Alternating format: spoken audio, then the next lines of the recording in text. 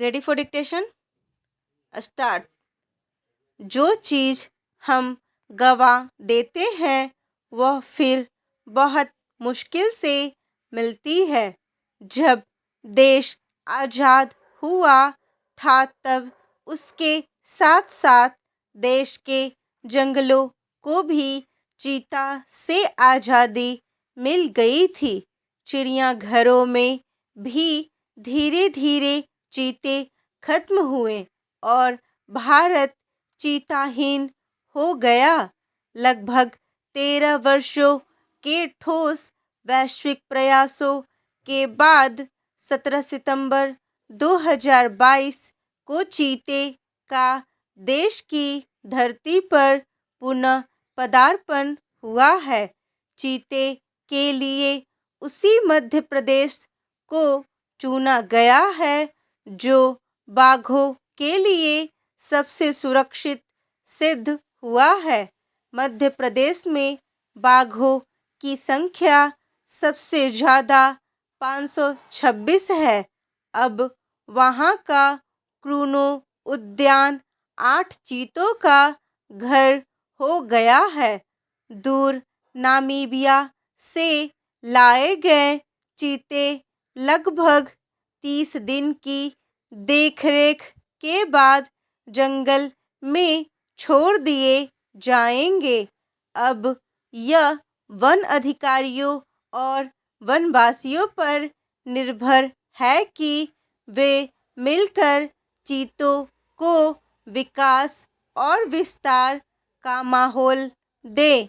बहुत चाक चौबंद होकर चीतों की रक्षा करने की ज़रूरत है।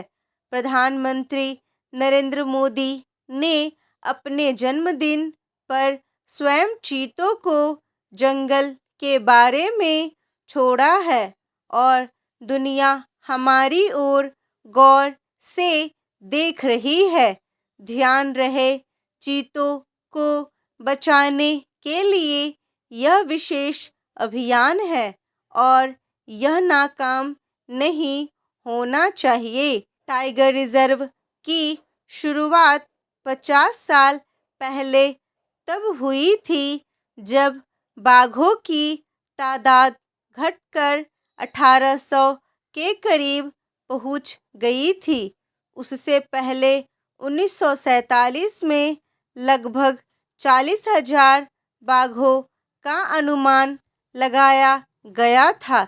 मतलब आज़ादी के बाद भी बाघों का खूब कायरता के साथ शिकार किया गया। वैसे टाइगर रिजर्व से फ़ायदा यह हुआ कि बाघों की तादाद पिछली सदी के आखिरी दशक में 3500 के करीब पहुंच गई, लेकिन फिर ढिलाई शुरू हो गई तो साल 2006 में बाघों की संख्या लगभग वहीं पहुंच गई जहां टाइगर रिजर्व से पहले थी। आज देश में टाइगर रिजर्व की संख्या 9 से बढ़कर 52 हो गई है। शिकारियों को रोका गया है, देखभाल बढ़ी है, तो देश में बाघों की संख्या बढ़कर 2900 के करीब पहुंच गई है।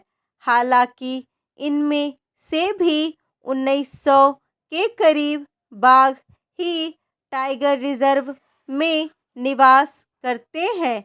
बाघ संरक्षण में हम बीच में ढीले पड़ गए थे, लेकिन चीता के मामले में अगर हम ढीले पड़े और उनकी संख्या फिर घटी तो बाहर से हमें चीता देने को कोई फिर तैयार नहीं होगा।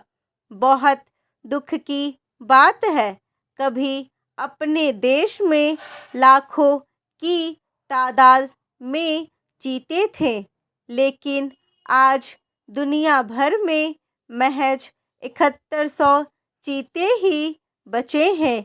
एशिया में केवल ईरान में 12 से 40 के बीच चीते बचे हैं। चीते ज़्यादातर पूर्वी और दक्षिण अफ्रीका में बचे हैं। लगभग 4000 चीते अंगोला, बोत्सवाना, मोजाम्बिक, नामीबिया, दक्षिण अफ्रीका और जाम्बिया में निवास करते हैं। केन्या और तंजानिया में लगभग 1000 चीते हैं। हमारी संस्कृति में वन्य जीवों को अधिकता की स्थिति में ही मारने की इजाज़त थी।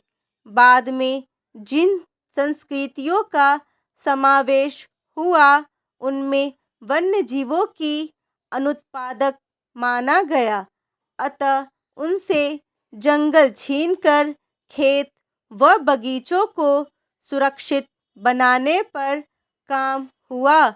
मुगलों और अंग्रेज़ों के समय शिकारियों को सम्मान दिया गया। ध्यान रहे, देश के अंतिम 3 वन्य चीतों को सरगुजा के महाराजा ने 1947 में मौत की नींद सुलाया था। अब हमें वन्य जीवों के प्रति बहुत उदार बनना ही पड़ेगा। कभी लाखों हाथी थे, अब महज 27,312 बच गए हैं। शेर महज 674 बच गए हैं। जहाँ जो वन्य जीव प्रेम से रह जाए उसे सहेज लेना होगा। जैसे गुजरात के गिर में शेर सिमटकर खुश हैं, वैसे ही क्रूनों में अगर चीते गुलजार हो जाएं तो यह हमारी मानवता की बड़ी सफलता होगी।